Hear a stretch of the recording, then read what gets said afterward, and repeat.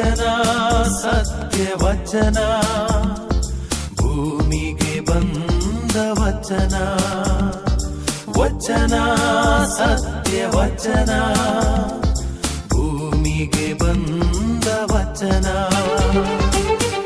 ಆದಿಯಲ್ಲಿ ಇದ್ದ ವಚನ, ನಮ್ಮ ನೋಡ ಬಂದ ವಚನ. ವಚನ ಸತ್ಯ ವಚನ, ಭೂಮಿಗೆ ಬಂದ ವಚನ.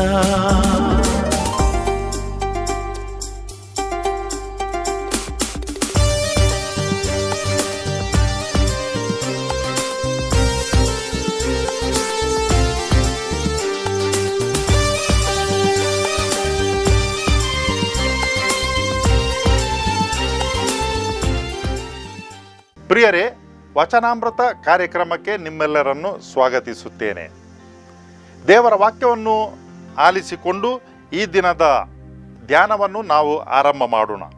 ಸಂತ ಯೋಹಾನನು ಬರೆದ ಸುವಾರ್ತೆ ಅಧ್ಯಾಯ 21 ವಾಕ್ಯ 15ರಿಂದ ಮುಂದಕ್ಕೆ. ಅವರೆಲ್ಲರ ಊಟವಾದ ಮೇಲೆ ಯೇಸು ಸಿಮೋನ ಪೇತ್ರನನ್ನು ನೋಡಿ, ಯೋಹಾನನ ಮಗನಾದ ಸಿಮೋನನೇ, ಇವರಿಗಿಂತಲೂ ಹೆಚ್ಚಾಗಿ ನೀನು ನನ್ನನ್ನು ಪ್ರೀತಿಸುತ್ತೀಯ ಎಂದು ಕೇಳಿದರು. ಅದಕ್ಕೆ ಪೇತ್ರನು, ಹೌದು ಪ್ರಭು, ನಾನು ನಿಮ್ಮನ್ನು ಪ್ರೀತಿಸುತ್ತೇನೆಂದು ನೀವೇ ಬಲ್ಲಿರಿ ಎಂದನು. ಯೇಸು ಅವನಿಗೆ, ನನ್ನ ಕುರಿಮರಿಗಳನ್ನು ಮೇಯಿಸು ಎಂದರು. ಯೇಸು 2ನೇ ಬಾರಿ, ಯೋಹಾನನ ಮಗನಾದ ಸಿಮೋನನೇ, ನೀನು ನನ್ನನ್ನು ಪ್ರೀತಿಸುತ್ತೀಯ ಅಂತ ಕೇಳಲು, ಹೌದು ಪ್ರಭುವೇ, ನಾನು ನಿಮ್ಮನ್ನು ಪ್ರೀತಿಸುತ್ತೇನೆಂದು ನೀವು ಬಲ್ಲಿರಿ ಎಂದು ಮರುನುಡಿದನು. ಯೇಸು ಅವನಿಗೆ, ನನ್ನ ಕುರಿಗಳನ್ನು ಕಾಯಿ ಎಂದರು. 3ನೇ ಬಾರಿಯೂ ಯೇಸು, ಯೋಹಾನನ ಮಗನಾದ ಸಿಮೋನನೇ, ನೀನು ನನ್ನನ್ನು ಪ್ರೀತಿಸುತ್ತೀಯ ಎಂದು ಕೇಳಿದರು. ನೀನು ನನ್ನನ್ನು ಪ್ರೀತಿಸುತ್ತೀಯ ಎಂದು ಯೇಸು 3ನೇ ಬಾರಿ ಕೇಳಿದ್ದನ್ನು ಕಂಡು ಪೇತ್ರನು ನೊಂದುಕೊಂಡನು. ಪ್ರಭುವೇ, ನಿಮಗೆ ಎಲ್ಲವೂ ತಿಳಿದಿದೆ, ನಾನು ನಿಮ್ಮನ್ನು ಪ್ರೀತಿಸ್ತೇನೆ ಎಂದೂ ನಿಮಗೆ ತಿಳಿದಿದೆ ಎಂದು ಹೇಳಿದನು. ಅದಕ್ಕೆ ಯೇಸು, ನನ್ನ ಕುರಿಗಳನ್ನು ಮೇಯಿಸು. ನಾನು ನಿನಗೆ ಸತ್ಯವಾಗಿ ಹೇಳುತ್ತೇನೆ, ಕೇಳು. ತಾರುಣ್ಯದಲ್ಲಿ ನೀನೇ ನಡುಕಟ್ಟಿಕೊಂಡು ಇಷ್ಟ ಬಂದ ಕಡೆ ನಡೆದೆ. ವೃದ್ಧಾಪ್ಯದಲ್ಲಾದರೂ ನೀನು ಕೈಚಾಚುವೆ. ಬೇರೊಬ್ಬನು ನಿನ್ನ ನಡುಕಟ್ಟಿ ನಿನಗೆ ಇಷ್ಟವಿಲ್ಲದ ಕಡೆ ನಿನ್ನನ್ನು ನಡೆಸಿಕೊಂಡು ಹೋಗುವನು ಎಂದು ನುಡಿದರು. ಪೇತ್ರನು, ಎಂಥ ಸಾವಿನಿಂದ ದೇವರ ಮಹಿಮೆಯನ್ನು ಬೆಳಗಿಸಲಿದ್ದಾನೆ ಸೂಚಿಸಿ ಹಾಗೆ ಹೇಳಿದರು. ಇದಾದ ಮೇಲೆ ಯೇಸು ಪೇತ್ರನಿಗೆ, ನೀನು ನನ್ನನ್ನು ಹಿಂಬಾಲಿಸಿ ಬಾ ಎಂದರು. ಕ್ರಿಸ್ತರ ಶುಭ ಸಂದೇಶವಿದ್ದು, ಕ್ರಿಸ್ತರೇ ನಿಮಗೆ ಸ್ತುತಿಯಾಗಲಿ. ಪ್ರಿಯರೇ, ಯೇಸು ಸ್ವಾಮಿ ಮರಣದಿಂದ ಪುನರುತ್ಥಾನ ಆದ ಮೇಲೆ ಮಗ್ದಲದ ಮರಿಯಳಿಗೆ, ಎಮ್ಮಾವಿನ ಗ್ರಾಮದ ಶಿಷ್ಯರಿಗೆ, 7 ಮಂದಿ ಶಿಷ್ಯರಿಗೆ, ತೋಮನಿಗೆ, ಪೇತ್ರನಿಗೆ ಹಲವಾರು ಬಾರಿ ಕಾಣಿಸಿಕೊಂಡರು. ಅದರಲ್ಲಿನ ಒಂದು ಆ ಘಟನೆ ಈಗಿನ ಈ ಸುವಾರ್ತೆಯಲ್ಲಿ ನಾವು ಕೇಳಿಕೊಂಡೆವು. ಎಲ್ಲಿಯಾದರೂ ನಾವು ತಪ್ಪು ಮಾಡಿದಾಗ ನಮ್ಮ ಅಂತಃಕರಣ ಯಾವಾಗಲೂ ನಮ್ಮನ್ನು ಚುಚ್ಚುತ್ತಾ ಇರ್ತದೆ. ಕೆಲವು ಗಾಯಗಳು ನಮ್ಮ ಶರೀರದ ಮೇಲೆ ಆಗ್ತವೆ. ಆ ಗಾಯಗಳಿಗೆ ನಾವು ಮದ್ದು ಹಚ್ಚಿದರೆ ಅವು ಗುಣಮುಖವಾಗ್ತವೆ. ಮತ್ತೆ ಒಂದು ಸಲ ಆ ಜಾಗದಲ್ಲಿ ಗಾಯ ಇತ್ತು ಅಂತ ಕೂಡ ನಮಗೆ ತಿಳಿಯುವುದಿಲ್ಲ. ಆದರೆ ಯಾವಾಗ ನಮ್ಮ ಮನಸ್ಸಿನಲ್ಲಿ ಗಾಯ ಆಗ್ತದೆ, ಅದು ಗಾಯ ಯಾವಾಗಲೂ ಕೂಡ ನಮ್ಮನ್ನು ಚುಚ್ಚುತ್ತಾ ಇರ್ತದೆ. ಕೆಲವು ಬಾರಿ ಇಂಥ ಗಾಯಗಳು ನಮಗೆ ಸಮಾಧಾನದಿಂದ ಇರಲಿಕ್ಕೆ ಬಿಡುವುದಿಲ್ಲ. ಎಷ್ಟರ ಮಟ್ಟಿಗೆ ಅಂತ ಹೇಳಿದರೆ, ನಮಗೆ ಸರಿಯಾಗಿ ನಿದ್ರೆ ಮಾಡಲಿಕ್ಕೆ ಕೂಡ ಬಿಡುವುದಿಲ್ಲ. ಅವು ನಮ್ಮನ್ನು ಪುನಃ ಪುನಃ ಎಚ್ಚರಿಸ್ತಾ ಇರ್ತೇವೆ. ಏನಾದರೂ ತಪ್ಪು ಮಾಡಿದರೆ, ಇಂಥದನ್ನು ನೀನು ಮಾಡಿದ್ಯಾ, ಇಂಥದನ್ನು ನೀನು ಮಾಡಿದ್ಯಾ ಅಂತ ನಮ್ಮನ್ನು ಆಗಾಗ ಎಚ್ಚರಿಸ್ತಾ ಇರ್ತವೆ. ಇಂಥ ಗಾಯಗಳನ್ನು ಹೇಗೆ ಗುಣಪಡಿಸುವುದು? ಈ ಪ್ರಪಂಚದಲ್ಲಿ ಒಂದು ರೀತಿಯಲ್ಲಿ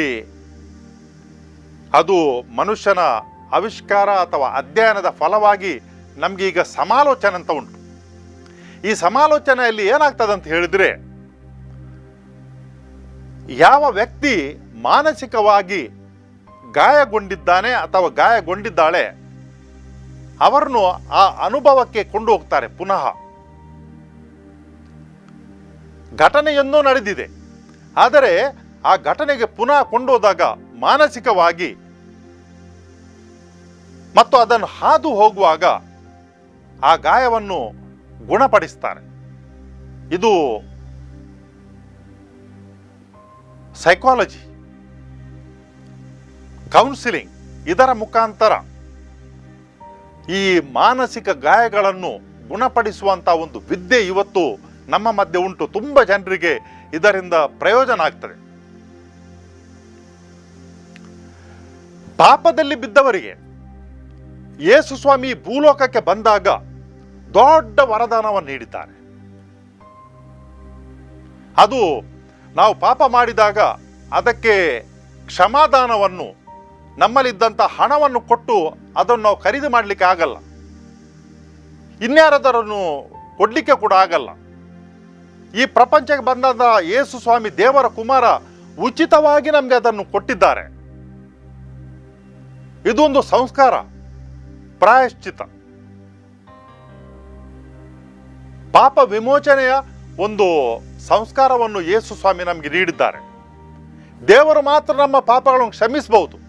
ಯೇಸು ಸ್ವಾಮಿಯ ಆ ಸಮಯದಲ್ಲಿ ಯಹೂದ್ಯರಿಗೆ ಯೇಸು ಸ್ವಾಮಿಯ ಮೇಲೆ ಇಷ್ಟೊಂದು ಸಿಟ್ಟು ಬರಲಿಕ್ಕೆ ಕಾರಣ ಅಂತ ಹೇಳಿದ್ರೆ, ಯೇಸು ಸ್ವಾಮಿ ಮಗನೇ ಮಗಳೇ ನಿನ್ನ ಪಾಪಗಳನ್ನು ಕ್ಷಮಿಸಿದ್ದೇನೆ ಅಂತ ಹೇಳ್ತಿದ್ದರು.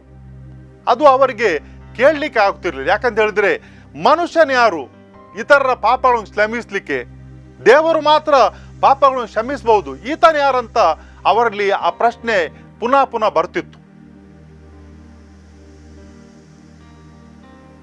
ಯೇಸು ಸ್ವಾಮಿಗೆ ತುಂಬ ಹತ್ತಿರವಾದಂಥ, ಮೆಚ್ಚುಗೆ ಪಾತ್ರರಾದಂಥ ಒಬ್ಬ ಶಿಷ್ಯನಿದ್ದನು, ಪೇತ್ರನು.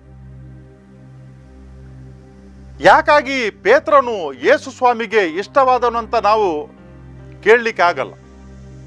ಆದರೆ ಇಷ್ಟು ಮಾತ್ರ ನಮಗೆ ತಿಳಿದುಂಟು, ಅಂದ್ರೆಯನ ತಮ್ಮನಾದ ಪೇತ್ರನು ಯೇಸು ಸ್ವಾಮಿಗೆ ತುಂಬ ಪ್ರಿಯ ಶಿಷ್ಯ. ಆತನಲ್ಲಿ ಏನು ತಪ್ಪುಗಳು ನಡೀತಿರಲ್ಲ ಅಂತ ಅಲ್ಲ, ತಪ್ಪುಗಳು ತುಂಬ ಆಗ್ತಿತ್ತು. ಯಾಕಂತ ಹೇಳಿದ್ರೆ ಪೇತ್ರನು ಯೋಚನೆ ಮಾಡುವುದು ನಂತರ ಮುಂಚೆ ಮಾತನಾಡಿ ಬಿಡ್ತಿದ್ದವನು. ಆ ರೀತಿಯ ಮನುಷ್ಯ, ತುಂಬ ಉತ್ಸಾಹ.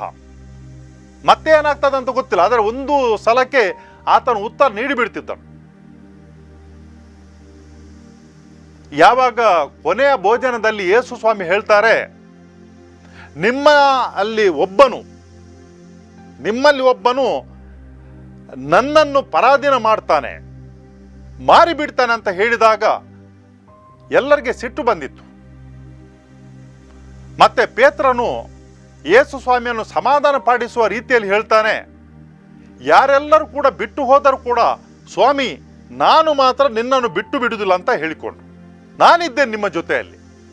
ಆಗ ಯೇಸು ಸ್ವಾಮಿ ಹೇಳ್ತಾರೆ, ಪೇತ್ರನೇ ನೀನು ಹೇಳುತ್ತೀಯಲ್ಲ, ಆದರೆ ನೋಡು, ಇವತ್ತಿನ ಮುಂಜಾನೆ ಕೋಳಿ ಕೂಗುವುದರ ಮೊದಲು ನೀನು 3 ಸಲ ಆ ವ್ಯಕ್ತಿಯ ನನಗೆ ಪರಿಚಯವಿಲ್ಲ ಅಂತ ನೀನು ನನ್ನ ಬಗ್ಗೆ ಹೇಳ್ತೀಯಲ್ಲ ಅಂತ ಹೇಳಿದರು. ನನ್ನ ಜೀವ ಬೇಕಾದರೆ ಕೊಡ್ತೇನೆ, ಆದರೆ ನಾನು ಮಾತ್ರ ನಿಮ್ಮನ್ನು ಬಿಟ್ಟು ಬಿಡುವುದಿಲ್ಲ ಅಂತ ಪೇತ್ರ ಹೇಳಿದನು. ಆದರೆ ನಡೆಯಿತೇನು, ಪೇತ್ರನು ಪ್ರಸ್ತುತವನ್ನು ಮಾತ್ರ ತಿಳಿದಿದ್ದನು. ಆತನಿಗೆ ಭವಿಷ್ಯದಲ್ಲಿ ಏನು ನಡೀತದೆ ಎಂಬುದು ಗೊತ್ತಿರಲಿಲ್ಲ. ಯೇಸು ಸ್ವಾಮಿಗೆ ಭೂತಕಾಲದಲ್ಲಿ ಏನು ನಡೆದಿತ್ತು, ಪ್ರಸ್ತುತ ಏನು ನಡೀತದೆ, ಮತ್ತೆ ಭವಿಷ್ಯದಲ್ಲಿ ಏನು ನಡೀತದೆ, ಅದೆಲ್ಲವೂ ಕೂಡ ಯೇಸು ಸ್ವಾಮಿಗೆ ತಿಳಿದಿತ್ತು. ಯೂದನು ಮುತ್ತಿಟ್ಟುಕೊಂಡು ಯೇಸು ಸ್ವಾಮಿಯನ್ನು ಮಾರಿಬಿಡ್ತಾನೆ. ಆನಂತರ ಯೇಸು ಸ್ವಾಮಿಯ ಈ ಕಷ್ಟಗಳು ಆರಂಭವಾಗ್ತವೆ, ತನಿಖೆ ಆರಂಭ ಆಗ್ತದೆ. ಆ ತನಿಖೆಯ ಸಮಯದಲ್ಲಿ ಪೇತ್ರನು ಕೂಡ ತಾನು ಕೂಡ ಸ್ವಾಮಿಯ ಜೊತೆ ಇರಬೇಕೆಂಬ ಒಂದು ಹಂಬಲ ಉಂಟು, ಹಿಂಬಾಲಿಸಿಕೊಂಡು ಹೋಗ್ತಾನೆ. ಆದರೆ ಅಲ್ಲಿ ಸೈನಿಕರಿದ್ದಾರೆ, ಅವರ ಮುಂದೆ ಏನಾದರೂ ತಾನು ಕಾಣಿಸಿಕೊಂಡರೆ ತನ್ನನ್ನು ಕೂಡ ಹಿಡಿದುಕೊಂಡು ಹೋದರೆ ಎಂಬ ಭಯ ಕೂಡ ಉಂಟು. ಹಾಗಿರಲು ಅಲ್ಲಿ ಒಬ್ಬ ಮಹಿಳೆ ಪೇತ್ರನನ್ನು ನೋಡಿಕೊಂಡು ಹೇಳ್ತಾಳೆ, ನೀನು ಕೂಡ ಆ ಯೇಸು ಎಂಬ ವ್ಯಕ್ತಿ ಹತ್ರ ಜೊತೆಯಲ್ಲಿ ಇದೆಯಲ್ಲ. ಪೇತ್ರನ ಹೇಳ್ತಾನೆ, ಇಲ್ಲ ಇಲ್ಲಪ್ಪ, ನನಗೆ ಗೊತ್ತಿಲ್ಲ ಅಂತ ಹೇಳ್ಬೋದು. ಹೀಗೆ ಒಂದು 2-3 ಸಲ ಜನರು ಕೇಳುವಾಗ ಪೇತ್ರನನ್ನು, ನೀನು ಕೂಡ ಗಲಿಲಾಯದವನು, ನೀನು ಕೂಡ ಯೇಸುವಿನ ಜೊತೆಯಲ್ಲಿದ್ದೀಯಾ ಅಂತ ಹೇಳಿದಾಗ ಪೇತ್ರನ ಹೇಳ್ತಾನೆ, ನಾನು ಆತನನ್ನು ಅರಿಯೇ, ನನಗೆ ತಿಳಿದೇ ಇಲ್ಲ ಅಂತ ಹೇಳ್ತಾನೆ. ಆ ಸಮಯಕ್ಕೆ ಕೋಳಿ ಕೂಗ್ತದೆ, ಪೇತ್ರನ ಕಣ್ಣುಗಳಲ್ಲಿ ನೀರು ಬರ್ತದೆ. ತಾನೇನು ಹೇಳಿದ್ದೆ, ಏನು ನಡೆದು ಹೋಯಿತು, ಎಲ್ಲರೂ ಕೂಡ ನಿನ್ನನ್ನು ಬಿಟ್ಟು ಹೋದರೂ ಕೂಡ ನಾನು ಮಾತ್ರ ನಿನ್ನನ್ನು ಬಿಟ್ಟು ಹೋಗುವುದಿಲ್ಲ ಅಂತ ಹೇಳಿದ್ದೆ. ಆದರೆ ಈಗ ಏನು ನಡೆದು ಹೋಯಿತು? ಯೇಸು ಸ್ವಾಮಿಯನ್ನು ಅಲ್ಲಿ ದಂಡಿಸ್ತಾ ಇದ್ದಾರೆ, ಚಡಿಯೇಟು ನೀಡ್ತಾ ಇದ್ದಾರೆ, ಕಷ್ಟಗಳನ್ನು ಕೊಡ್ತಾ ಇದ್ದಾರೆ. ಅದರ ಎಡೆಯಲ್ಲಿ ತಾನು ಯೇಸು ಸ್ವಾಮಿಯನ್ನು ಅರಿಯನು, ಪರಿಚಯನೇ ಇಲ್ಲ ಅಂತ ಹೇಳಿಬಿಟ್ಟನಲ್ಲ ಎಂಬ ಕೊರಗು ಪೇತ್ರನಲ್ಲಿತ್ತು. ಅದು ಒಂದು ದಿವಸ ಮಾತ್ರ ಅಲ್ಲ ಪ್ರಿಯರೇ, ಇಂಥ ತಪ್ಪುಗಳು ನಮ್ಮ ಜೀವನದಲ್ಲಿ ನಡೆದಾಗ ಆ ತಪ್ಪುಗಳು ನಮ್ಮ ಮನಸ್ಸಿನಲ್ಲಿ ತಿನ್ನುತ್ತಾ ಇರ್ತವೆ. ಆ ಕೊರಗು ನಮ್ಮ ಮನಸ್ಸಿನಲ್ಲಿ ತಿನ್ನುತ್ತಾ ಇರ್ತದೆ. ಎಷ್ಟು ಕಾಲ? ಎಷ್ಟೋ ಕಾಲ ಇರ್ತದೆ. ಅದು ಕೂಡ ನಾವೇನಾದರೂ ತಪ್ಪು ಮಾಡಿದ್ದು ನಮ್ಮ ಪ್ರೀತಿಯ ವ್ಯಕ್ತಿಯ ವಿರುದ್ಧವಾದರೆ ಆ ಒಂದು ಕೊರಗು ಎಷ್ಟು ಸಮಯ ನಮ್ಮ ಮನಸ್ಸಿನಲ್ಲಿ ಇರಬಹುದು ಅಂತ ಹೇಳಲಿಕ್ಕೆ ಕಷ್ಟ. ಯೇಸು ಸ್ವಾಮಿ ಜೀವಂತವಾಗಿ ಎದ್ದಿದ್ದರು. ಅವರು ಶಿಷ್ಯರಿಗೆ ಕಾಣಿಸಿಕೊಂಡಿದ್ದರು. ಪೇತ್ರನು ಕೂಡ ನೋಡಿದ್ದನು. ಸಂತೋಷ ಕೂಡ ಆಗಿತ್ತು ಆತನಿಗೆ ಎಲ್ಲರ ಜೊತೆಯಲ್ಲಿ. ಆದರೆ ಆ ಒಳಗಿನ ಒಂದು ಕೊರಗು ಮಾತ್ರ ಅದು ಹೋಗಿರಲಿಲ್ಲ. ಯೇಸು ಸ್ವಾಮಿ ಎಲ್ಲವನ್ನು ಬಲ್ಲರು, ಎಲ್ಲವನ್ನು ಕೂಡ ಅವರು ಬಲ್ಲವರು. ಒಂದು ಘಟನೆ ಹೀಗೆ ಉಂಟು. ಯೇಸು ಸ್ವಾಮಿ ಜೀವಂತವಾಗಿ ಎದ್ದ ಮೇಲೆ ಅವರು ಸರೋವರದ ತೀರಕ್ಕೆ ಹೋಗ್ತಾರೆ. ಈ ಶಿಷ್ಯರು ಮೀನುಗಳನ್ನು ಹಿಡಿಲಿಕ್ಕೆ ಪ್ರಯತ್ನ ಪಡ್ತಾರೆ. ರಾತ್ರಿ ಇಡೀ ಅವರು ಕೆಲಸ ಮಾಡ್ತಾರೆ. ಆದರೆ ಅವರಿಗೆ ಮೀನು ಮಾತ್ರ ಸಿಗುವುದಿಲ್ಲ. ಅವರು ಬೆಸ್ತರು, ಅದೇ ಕಸಬನ್ನು ಮಾಡ್ತಿದ್ದರು, ಆದರೂ ಕೂಡ ಅವರಿಗೆ ಮೀನು ಸಿಗಲಿಲ್ಲ. ಆ ಸಮಯಕ್ಕೆ ಯೇಸು ಸ್ವಾಮಿ ಅಲ್ಲಿ ಬಂದು ನಿಲ್ತಾರೆ ಮತ್ತು ಕೇಳ್ತಾರೆ, ಏನಾದರೂ ಸಿಕ್ಕಿತೇ ಅಂತ ಹೇಳಿಕೊಂಡು. ಅವ್ರು ಹೇಳ್ತಾರೆ, ಏನು ಸಿಗಲಿಲ್ಲ ಅಂತ ಹೇಳಿ. ಯೇಸು ಸ್ವಾಮಿ ಹೇಳ್ತಾರೆ, ನಿಮ್ಮ ಬಲೆಯನ್ನು ಈಗ ಆ ದೋಣಿಯ ಬಲಭಾಗದಲ್ಲಿ ಹಾಕಿ ಅಂತ ಹೇಳಿಕೊಂಡು. ಹಾಗೇನು ಮಾಡ್ತಾರೆ. ಅವರಿಗೆ ಮೀನು ಎಷ್ಟು ಸಿಕ್ಕಿತೋ ಅದನ್ನು ಎಳೆದು ದಡಕ್ಕೆ ತರಲಿಕ್ಕೆ ಅವರಿಗೆ ಕಷ್ಟ ಆಯಿತು. ಅವರು ಬೆಸ್ತರು, ಎಲ್ಲಿ ಮೀನು ಹಿಡಿಬೇಕಂತ ಅವರಿಗೆ ಗೊತ್ತುಂಟು. ಇಡೀ ರಾತ್ರಿ ಹಿಡಿದವರು ಏನು ಸಿಗಲಿಲ್ಲ. ಯೇಸು ಸ್ವಾಮಿ ಒಂದೇ ಸಲ ಹೇಳಿದರು, ಈ ದೋಣಿಯ ಬಲಭಾಗದಲ್ಲಿ ಇಳಿಸಿ ಬಲೆಯನ್ನು, ನಿಮಗೆ ಸಿಗ್ತದಂತ ಹೇಳಿಕೊಂಡು. ಸಿಕ್ಕಿತು ಮಾತ್ರ, ತುಂಬ ಸಿಕ್ಕಿತು. ಇಡೀ ಪ್ರಪಂಚವನ್ನು ಯೇಸು ಸ್ವಾಮಿ ದೇವರ ಪುತ್ರ ಅವರ ಮುಖಾಂತರ ಸೃಷ್ಟಿಸಲ್ಪಟ್ಟಿದೆ. ಈ ಪ್ರಪಂಚದಲ್ಲಿ ಏನು ಎಲ್ಲಿ ಉಂಟು ಎಲ್ಲವೂ ಕೂಡ ಅವರು ಬಲ್ಲರು. ಪೇತ್ರನ ಹೃದಯದಲ್ಲಿ ಏನು ನಡೆಯುತ್ತದೆ, ಪೇತ್ರನ ಮನಸ್ಸಿನಲ್ಲಿ ಏನು ನಡೆಯುತ್ತದೆ, ಅದು ಕೂಡ ಯೇಸು ಸ್ವಾಮಿ ಬಲ್ಲವರಾಗಿದ್ದಾರೆ. ಅವರಿಗೆ ತಿಳಿದುಂಟು. ಈತನು ಅಂದಿನ ದಿವಸ ಒಂದು ಭಾಷೆಯನ್ನು ನೀಡಿದನು. ಎಲ್ಲರೂ ಕೂಡ ಬಿಟ್ಟು ಹೋದರೂ ಕೂಡ ಚಿಂತೆ ಇಲ್ಲ, ನಾನು ನಿಮ್ಮನ್ನು ಬಿಟ್ಟು ಹೋಗುವುದಿಲ್ಲ ಅಂತ ಹೇಳಿದ್ದನು. ಆಮೇಲೆ ಆತನು ನಾನು ಅರಿಯೇ, ನನಗೆ ತಿಳಿದಿಲ್ಲ ಅಂತ ಹೇಳಿದ್ದನು. ಆ ಒಂದು ಕೊರಗು ಪೇತ್ರನ ಮುಖದಲ್ಲಿ ಯೇಸು ಸ್ವಾಮಿ ಗಮನಿಸಿದ್ದಿರಬೇಕು. ಅದನ್ನೀಗ ಸರಿಪಡಿಸಬೇಕು. ಯಾವ ರೀತಿ? ಈ ಸಮಾಲೋಚನೆಯಲ್ಲಿ ಏನು ಮಾಡ್ತಾರೆ ಅಂತ ಹೇಳಿದರೆ, ಪರಿಣತರು ಯಾರು ಈ ಒಂದು ನೋವಿಗೆ ಒಳಗಾಗಿದ್ದಾರೆ ಅವರಿಗೆ ಆ ನೋವನ್ನು ಪುನಃ ಜೀವಂತ ಮಾಡಿ ಅದರ ಮುಖಾಂತರ ಹೋಗಲಿಕ್ಕೆ, ಪ್ರಯಾಣಿಸಲಿಕ್ಕೆ ಸಹಾಯ ಮಾಡ್ತಾರೆ. ಒಂದು ಅರ್ಥ ಪದ ಉಂಟು ಅದಕ್ಕೆ, ಅನ್ಡೂಯಿಂಗ್ ಅಂತ ಹೇಳಿಕೊಂಡು. ತಪ್ಪು ಮಾಡಿದ್ದೇನೆ, ಆ ತಪ್ಪನ್ನು ನಾನು ಅಲ್ಲಗಳೆಯಬೇಕು. ಡೂ ಅನ್ಡೂ. ತಪ್ಪು ಮಾಡಿದ್ದೇನೆ, ಅದನ್ನು ಅಲ್ಲ ಅಂತ ಮಾಡಬೇಕೀಗ, ಅಲ್ಲಗಳೆಯಬೇಕು. ಈ ಅನುಭವದ ಮುಖಾಂತರ ನೋವಾಗ್ತದೆ ಪುನಃ, ಆದರೆ ಕೂಡ ಆ ಒಂದು ಅನುಭವದ ಮುಖಾಂತರ ಅದನ್ನು ಹಾದು ಹೋಗಲಿಕ್ಕೆ ಸಹಾಯ ಮಾಡಿದಾಗ ಅದರಿಂದ ಹೊರಕ್ಕೆ ಬರ್ತಾರೆ ವ್ಯಕ್ತಿಗಳು. ಇದು ಸಮಾಲೋಚನೆಯಲ್ಲಿ ನಡೀತದೆ. ಯೇಸು ಸ್ವಾಮಿ ಪೇತ್ರನಿಗೆ ಇದನ್ನೇ ಮಾಡ್ತಾರೆ. 3 ಸಲ ಆತನು ನಾನು ಯೇಸು ಸ್ವಾಮಿಯನ್ನು ತಿಳಿದೇ ಇಲ್ಲ ಅಂತ ಹೇಳಿದ್ದನು. ಅದು ಒಳಗೆ ಉಂಟು, ಕೊರಗ್ತಾ ಉಂಟು. ಅದಕ್ಕೆ ಊಟ ಆದಮೇಲೆ ಅಲ್ಲಿ ಎಲ್ಲರ ಮುಂದೆ ಯೇಸು ಸ್ವಾಮಿ ಪೇತ್ರನಲ್ಲಿ ಕೇಳ್ತಾರೆ, ಪೇತ್ರನೇ, ಸಿಮೋನನ ಮಗನೇ, ನೀನು ನನ್ನನ್ನು ಪ್ರೀತಿಸ್ತೀಯಾ ಅಂತ ಹೇಳಿಕೊಂಡು. ಪೇತ್ರನು ತುಂಬ ಉತ್ಸಾಹ, ಯಾವಾಗಲೂ ಕೂಡ, ಒಂದು ಸಲ ಅಲ್ಲ, ಯಾವಾಗಲೂ ಹೌದು ಸ್ವಾಮಿ, ನೀವೆಲ್ಲವನ್ನು ಕೂಡ ಬಲ್ಲಿರಿ, ನಾನು ನಿಮ್ಮನ್ನು ಪ್ರೀತಿಸ್ತೇನೆ ಅಂತ ಕೂಡ ನಿಮಗೆ ತಿಳಿದುಂಟು ಅಂತ ಹೇಳಿಕೊಂಡು. ಆಯಿತು. 2 ಸಲ ಯೇಸು ಸ್ವಾಮಿ ಕೇಳ್ತಾರೆ, ಸಿಮೋನನೇ, ಸಿಮೋನ್ನ ಮಗ ಪೇತ್ರನೇ, ನೀನು ನನ್ನನ್ನು ಪ್ರೀತಿಸ್ತೀಯಾ ಅಂತ ಹೇಳಿಕೊಂಡು. 2 ಸಲ ಕೂಡ ತುಂಬ ಉತ್ಸಾಹ, ತುಂಬ ಸಂತೋಷ, ಒಂದು ಅವಕಾಶ ಸಿಕ್ಕಿದಂತ ಹೇಳಿಕೊಂಡು ಪೇತ್ರನು ಹಿಂದಿನದ್ದನ್ನು ಮರೆಯಲಿಕ್ಕೆ ಪ್ರಯತ್ನ ಪಟ್ಟು ಹೇಳ್ತಾನೆ, ಹೌದು ಸ್ವಾಮಿ, ನಾನು ನಿಮ್ಮನ್ನು ಪ್ರೀತಿಸ್ತೇನೆ, ನಿಮಗೆಲ್ಲ ಕೂಡ ತಿಳಿದುಂಟು ಅಂತ ಹೇಳಿಕೊಂಡು. 3ನೇ ಸಲ ಯೇಸು ಸ್ವಾಮಿ ಕೇಳ್ತಾರೆ, ಸಿಮೋನನ ಮಗ ಪೇತ್ರನೇ, ನೀನು ನನ್ನನ್ನು ಪ್ರೀತಿಸ್ತೀಯಾ ಅಂತ ಹೇಳಿಕೊಂಡು. ಈಗ ಆ ಉತ್ಸಾಹ ಇಲ್ಲ. ಯಾಕಂತ ಹೇಳಿದ್ರೆ ಪೇತ್ರನ ಮನಸ್ಸಿಗೆ ಈಗ ಅಲ್ಲಿ ಹೊಳೆಯಿತು. ಯಾಕಾಗಿ ಯೇಸು ಸ್ವಾಮಿ 3ನೇ ಸಲ ಕೇಳ್ತಾರೆ? ಯಾಕಂತ ಹೇಳಿದ್ರೆ ಕೆಲವು ದಿನಗಳ ಹಿಂದೆ 3 ಸಲ ನಾನು ಅವರನ್ನು ಅರಿಯನು, ನನಗೆ ಅವರ ಪರಿಚಯನೇ ಇಲ್ಲ ಅಂತ ಹೇಳಿದ್ದೆ. ಈಗ ಯೇಸು ಸ್ವಾಮಿ 3ನೇ ಸಲ ಕೇಳ್ತಾ ಇದ್ದಾರೆ. ನೋವಾಯಿತು ಮನಸ್ಸಿಗೆ ತುಂಬ. ಆಗ ಪೇತ್ರನು ಯೇಸು ಸ್ವಾಮಿ ಹತ್ರ ಹೇಳ್ತಾನೆ, ಪ್ರಭುವೇ, ನಿಮಗೆ ಎಲ್ಲವೂ ತಿಳಿದಿದೆ, ನಾನು ನಿಮ್ಮನ್ನು ಪ್ರೀತಿಸ್ತೇನೆ ಎಂದೂ ನಿಮಗೆ ತಿಳಿದಿದೆ ಎಂದನು. ಯೇಸು ಸ್ವಾಮಿ ಏನು ಮಾಡ್ತಾರೆ ಅಂತ ಹೇಳಿದ್ರೆ, ಪೇತ್ರನ ಒಳಗಿದ್ದಂಥ ಗಾಯವನ್ನು ಈಗ ಗುಣಪಡಿಸ್ತಾ ಇದ್ದಾರೆ. ಆ ಗಾಯ, ಒಳಗಿದ್ದಂಥ ಗಾಯ, ಪೇತ್ರನ ಹೃದಯದಲ್ಲಿದ್ದಂಥ ಗಾಯ, ಈಗ ಅದು ಗುಣ ಆಗ್ತಾ ಉಂಟು. ಯಾವ ರೀತಿ ಆತನು 3 ಸಲ ಯೇಸು ಸ್ವಾಮಿಯನ್ನು ನಾನು ಅರಿಯನು, ಅವರ ಪರಿಚಯ ಇಲ್ಲ ಅಂತ ಹೇಳಿದ್ದ ವ್ಯಕ್ತಿಯು ಈಗ ಹೇಳ್ತಾನೆ, ನಾನು ನಿಮ್ಮನ್ನು ಪ್ರೀತಿಸ್ತೇನೆ ಅಂತ ಹೇಳಿಕೊಂಡು ಯೇಸು ಸ್ವಾಮಿ ಯಾವ ರೀತಿ ಮನುಷ್ಯನ ಅಂತರಾಳದಲ್ಲಿದ್ದಂಥ ಗಾಯಗಳನ್ನು ಗುಣಪಡಿಸ್ತಾರಂತ ಈ ಮುಖಾಂತರ ಅವರು ತೋರಿಸಿಕೊಡ್ತಾರೆ. ಅವರು ಗಾಯವನ್ನು ಗುಣಪಡಿಸ್ತಾರೆ ಮಾತ್ರ ಅಲ್ಲ ಪ್ರಿಯರೇ, ನೋಡಿ ಎಂಥ ಒಂದು ಅಭಯವನ್ನು ಯೇಸು ಸ್ವಾಮಿ ಪೇತ್ರನಿಗೆ ಇಡ್ತಾರೆ. ಮೇಯಿಸು ನನ್ನ ಕುರಿಗಳನ್ನು. ಏನರ್ಥ ಅಂತ ಹೇಳಿದ್ರೆ, ಧರ್ಮಸಭೆಯ ಅಧಿಕಾರವನ್ನು ಪೇತ್ರನಿಗೆ ಸಮರ್ಪಿಸುತ್ತಾರೆ.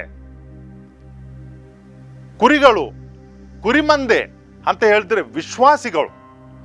ಈ ನನ್ನ ವಿಶ್ವಾಸಿಗಳನ್ನು ನೀನು ನಡೆಸಿಕೊಂಡು ಹೋಗು ಅಂತ ಹೇಳ್ತಾರೆ. ಕೆಲವರಿದ್ದಾರೆ ಧರ್ಮಸಭೆಯಲ್ಲಿ ಅಪಾರ್ಥ ಮಾಡಿ ಜನರನ್ನು ವಕ್ರ ರೇಖೆಯಲ್ಲಿ ಕೊಂಡು ಹೋಗುವವರು. ಪೇತ್ರನು ಯೇಸು ಸ್ವಾಮಿಯನ್ನು ಅಲ್ಲಗಳೆದಿದ್ದನು, ಅವನು ಹೇಗೆ ಧರ್ಮಸಭೆಯ ಮುಖಂಡನಾಗಲಿಕ್ಕೆ ಸಾಧ್ಯ ಅಂತ ಹೇಳಿಕೊಟ್ಟು. ಯೇಸು ಸ್ವಾಮಿ ಎಂಥ ಮನುಷ್ಯನನ್ನು ಕೂಡ ಅವರು ಬದಲಾಯಿಸಬಲ್ಲರು, ಎಂಥ ಪಾಪಿಯನ್ನು ಕೂಡ ಯೇಸು ಸ್ವಾಮಿ ಭಾಗ್ಯವಂತನಾಗಿ ಪರಿವರ್ತನೆ ಮಾಡಲಿಕ್ಕೆ ಸಾಧ್ಯ. ಯೇಸು ಸ್ವಾಮಿಗೆ ಸಂಪೂರ್ಣ ಇರುವಂಥ ಮನುಷ್ಯ, ಏನು ತಪ್ಪು ಮಾಡದಂಥ ಮನುಷ್ಯ ಬೇಕಾಗಿಲ್ಲ.